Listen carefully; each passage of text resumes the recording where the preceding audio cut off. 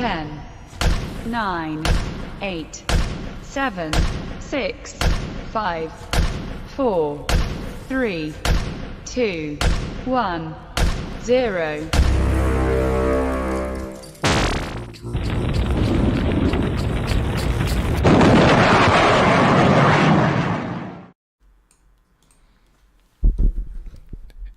Hello, everybody, and thank you for joining us. That's right. This is the No Soundbites Allowed podcast with your host, Michael Voss, the Dragon of the Southern Tier, here on the Exceptional Conservative Network, TECN TV.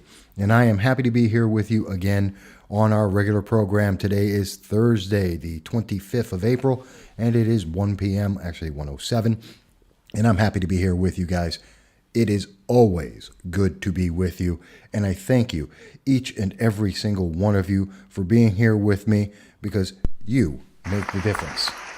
You always have made the difference in this program, and so I thank you all for being here with us, because I appreciate you guys. You're such a wonderful audience, whether you're seeing it live, whether you see it after the fact, whether it's on YouTube or Facebook or social media.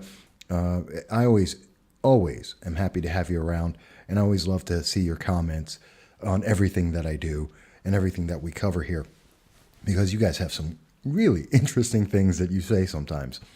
But I want to go into we have a lot of things that I want to go over. Let me start off, first of all, of course, I do want to mention that this weekend is the Liberty Weekend. That is April 27th, April 28th. And I will be speaking on April 28th at 2 p.m. And this will be at Binghamton University in the lecture hall.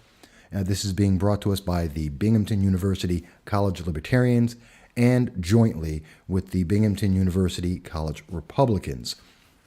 And there's going to be a host of people there. It's going to be a great event. You're going to see Larry Sharp. He's with the Libertarian Party. He ran for governor of New York in 2018. There's going to be my good friend, Dr. Giovanni Scaringi. He is a councilman for the city of Binghamton. He is a professor over at SUNY Broome College, and he's going to be speaking on the 27th as well. I'm looking forward to both of them. In terms of my event, I'll be speaking at 2 p.m., and that will be followed by a question and answer period. I look forward to any and every question you have on any and every subject. And I'm going to go into that in a little more detail. Of course, if you can, drop by my friends at the Belmar Pub and as well as the Park Diner. Good food, good drinks in both places. That is not paid. They are my friends. I enjoy their establishments. That's why I'm mentioning it. So there's a lot that's going to be going on. This is going to be a busy weekend. Now, just to let people know, I won't be doing the Saturday broadcast quite the same as I usually do. I'm going to be actually out on the road. I will be at Binghamton University at the Pipe Dream. I will be covering the event. I'll try and do it as live as possible. I'm not sure if that'll be on the TECN network or if that'll be on Facebook, trying to work out the logistics of that. And I'll be speaking with Larry Sharp on Saturday at 3:30. That will probably be on Facebook. And then we'll have a live interview with him, having a live conversation. It should be a very good, an interesting conversation there, as well as I hope to get some of the other speakers at the event speaking with us and covering that live for you as well. By the way, if you can, please do help us in this endeavor. The cost of traveling to going to these events, recording it, getting that out to you, it's a high expense, as well as keeping the lights on every day. So if you can donate $1, $5, $15, $50, whatever it is that you can afford, it helps us a lot, especially for like this event, where we're just trying to put together some fun so that we can get the best recording possible, making it live for you and getting it out there. Now, speaking of this event, by the way, I did want to mention, I want to give a shout out and a thanks to the Pipe Dream. That's the Binghamton University College newspaper. And in particular, I want to thank Sheila Kirsch. I believe her last name is pronounced Kirsch. She did an interview with me for this article, which appeared today on the Pipe Dream. Campus Republicans, Libertarians to host, quote, Liberty Weekend. Groups invite political speakers to address personal liberty, and that's the article in the Pipe Dream. And the article features, for most of it, my interview and some of my comments that I made about, the different aspects of what's going to be spoken about, red flags, First, Second, Fourth, Fifth, 15th Amendments, the consequences of that, the impact of how it's going to affect families, children, suicide, which covers a wide range of things. And that's the honest fact is almost every single time that we see politicians put out a law, think of Obamacare as an example. It never is just one thing. Look at the Green New Deal. It always has ramifications on other parts of our lives.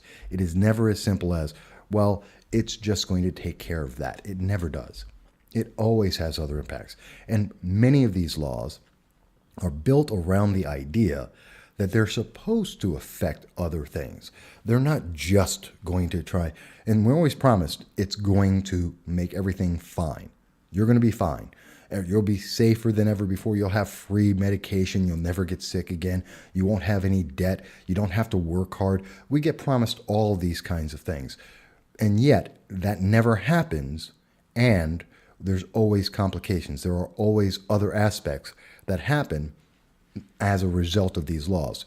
That's true with the red flag laws, just like it was true of Obamacare. It's the same thing as what we're seeing with the Green New Deal, which requires you to join a union, that gets rid of planes, that requires that every house has to be changed, whether you want it to or not. 76 million housings in the United States would have to change, whether you want them to or not, or be destroyed, because Green New Deal. These are the things that you don't hear about, the complications you don't hear about.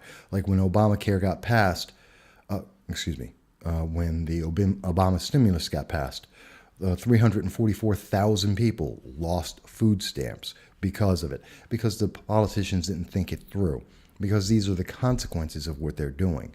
Remember in Obamacare, you were promised for years that you would be able to keep your doctor, except they knew for a fact, and was then reported in 2013, 2014, that you can't keep your doctor. And millions of people lost their doctors because it's a consequence of the law. Same thing with the red flag legislation. But the thing that really, really stands out in the article, and the thing I want to emphasize here, and it's in the final paragraph of the interview, and it was a great question about what perspective that I would love to see students take from this event. And my answer to her is very simply, and I'm a bit gregarious, but it says, these issues will affect you, students, public, everyone, and your children, whether you are active or passive about government. Considering the long-term implications on issues and subjects all the featured speakers will be addressing, I hope students will take the opportunity to become better informed with a more diverse understanding.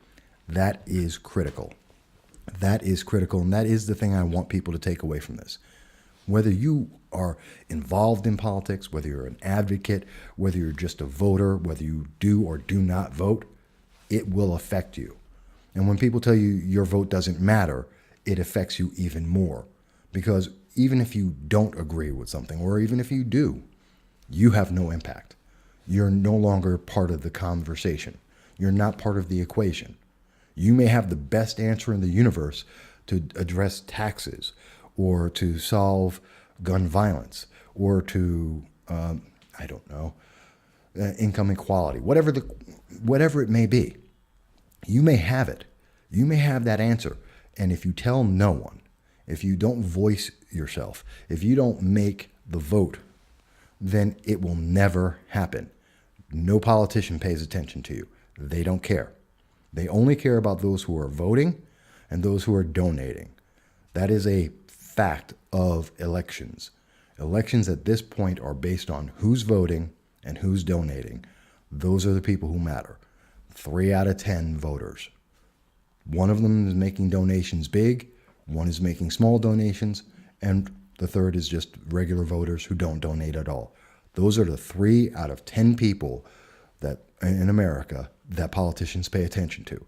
And 7 out of 10 people who don't vote don't count. That's just a fact. That's just a fact. And we should change that. We need to change that. Whether you're a conservative like myself, whether you're a Republican like myself, or you're a libertarian, you're a conservative, you're a Democrat, you're a progressive, wherever you lie on the spectrum, if you're not involved, you don't count. If you don't vote, you don't count. So let's change that and be involved. Show up to the Liberty Weekend. It's free. It's open to the public. I've invited several members of the media. I was on the air today on WMBF talking about it. Please, come on out. Ask your questions. Get a different point of view besides what the mainstream media puts out there. You may be surprised by the answers you get. You might be. Then again, you might not. I don't know. But it's worth the try because it will affect you no matter what. So I did want to get that out there.